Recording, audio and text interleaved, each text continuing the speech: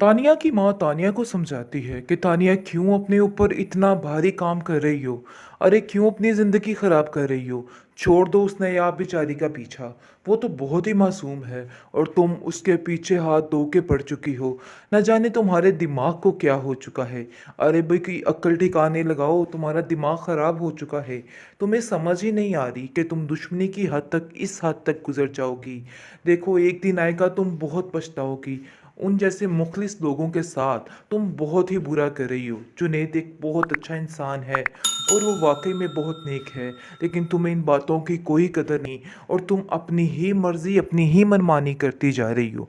काश तुम्हें इस बात की समझ आ जाती, लेकिन मुझे नहीं लगता कि तुम्हें ये सब कुछ समझ आ रहा है। देखो ये चालाकियाँ ख़त्म कर दो, अभी भी वक्त है। मैं तुम्हें समझा रही हूँ और बस यही कहना चाहती हूँ कि अपने दिमाग को दुरुस्त कर लो। उस नायाब का पीछा छोड़ दो। वो ऐसी नहीं है कि तुम्हें कोई नुकसान पहुंचा सके। फिर तुम आखिर उन लोगों के बारे में ऐसा क्यों सोचती हो। और बी जान तुम्हारा जी जान से प्यार करेगी, लेकिन तुम अपनी हरकत ठीक नहीं रख रही। और देखो निगार के कहने पर उस जैसी मत बन जाना, क्योंकि वो एक लालची और खुद गर्ज औरत है जिसने अपने बेटे की तरबियत भी ऐसे ही की है। अरे शुक्र करो कि तुम्हारी जावियार से जान छूट गई। और निगार जैसी औरत पर कभी यकीन मत करना, ये किसी को भी डसे बगैर नहीं रह सकती है। दूसरी तरफ आप देखेंगे कि नयाब काफ़ी परेशान है कि वो कुछ भी अच्छा करने की कोशिश करती है तो पता नहीं क्यों उसकी सास को क्या हो जाता है और कोई ना कोई ऐसे मामलात बना देती है कि हर चीज़ का बेड़ा गर्क ही हो जाता है। लेकिन ये परेशानी उसकी बहुत ज़्यादा हो चुकी है और वो सोचती है कि वो ऐसा क्या करे कि ये सब को कुछ के साथ ठीक हो जाए और दिल में इस तरह की बातें मत लाएं। लेकिन वे नहीं समझती है कि ये लोग कभी ठीक नहीं हो पाएंगे। अरे वो इतनी मासूम है, किसका दिल करता है इतनी मासूम बच्ची के साथ इतना जुल्म करने को। मुझे तो समझ ही नहीं आती कि आप लोगों का ज़मीर मर चुका है। आखिर आपको तो खरे खोटे की पहचान ही नहीं। आखिर वो लड़की का क्या कसूर है।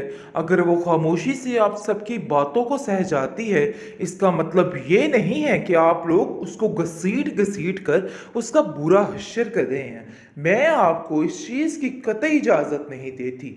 वो ज़ावियार को कहती है कि ज़ावियार मुझे लगता है कि आप लोगों के दरमियान कुछ भी ठीक नहीं है। आप लोग बहुत उखड़े उखड़े रहते हैं नयाब के साथ। देखो जो कुछ भी है, नयाब को तुमने अपनी मर्जी से इस घर में लाया है, अपनी मर्जी से शादी की है, लेकिन आज तुम कैसे उससे इतने खिलाफ हो सकते हो कि तुमने उसको छोड़ दिया। मुझे तो समझ ही नहीं आ रही ज़ावियार कि तुम क्या कर रहे हो।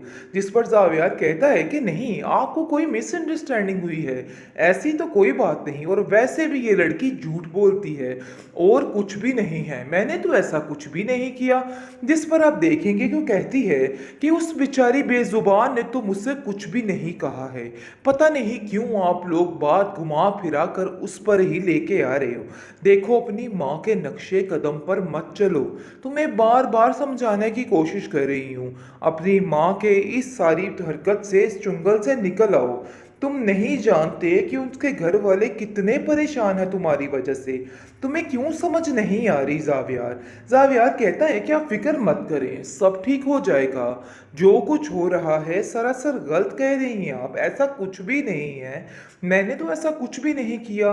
फिर मुझ पर इतने इतने बड़े इल्ज़ामात किस चीज़ के लगाए जा रहे हैं, मुझे तो कुछ समझ नहीं आ रही है। जिस पर आप देखेंगे कि वो कहती है कि नहीं इल्ज़ामात नहीं है ज़ावियार, मैं तो तुम्हें समझाने की कोशिश कर रही हूँ। सिर्फ अपने आप को बदलो और नायाब को समझने की कोशिश करो।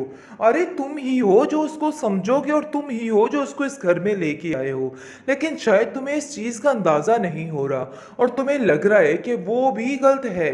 देखो ऐसा नहीं है ज़ावियार, अपने आप को बदलने की कोशिश करो।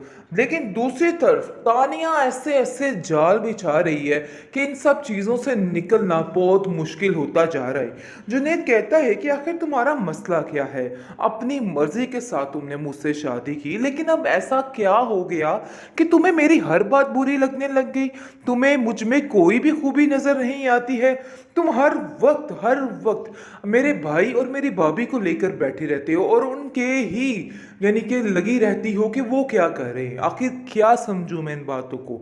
जिस पर आप देखेंगे कि वो कहती है कि मुझे किसी की बात से कोई फर्क नहीं पड़ता। देखो, तुम जो समझ रहे हो समझते रहो, लेकिन दूसरी तरफ काफ़ी परेशान है नायाब बेचारी की दादी। और नायाब से कहती है कि नायाब, मुझे सही सही बताना, तुम्हारे हालात ठीक जा रहे हैं ना? क्योंकि मैं बहुत परेशान हूँ तुम्हें लेके। मुझे नहीं लगता कि तुम्हारे घर में तुम्हें कोई सुकून मिल रहा है। देखो, साफ साफ बात बताओ, क्योंकि मुझे लग रहा है कोई ना कोई गड़बड़ ज़रूर है। जिस पर वो कहती है कि नहीं दादी, ऐसी कोई बात नहीं है, मैं अपने घर में बहुत खुश हूँ। आप मेरी वजह से बिला वजह परेशान हो रही हैं, ऐसी तो कोई बात नहीं है।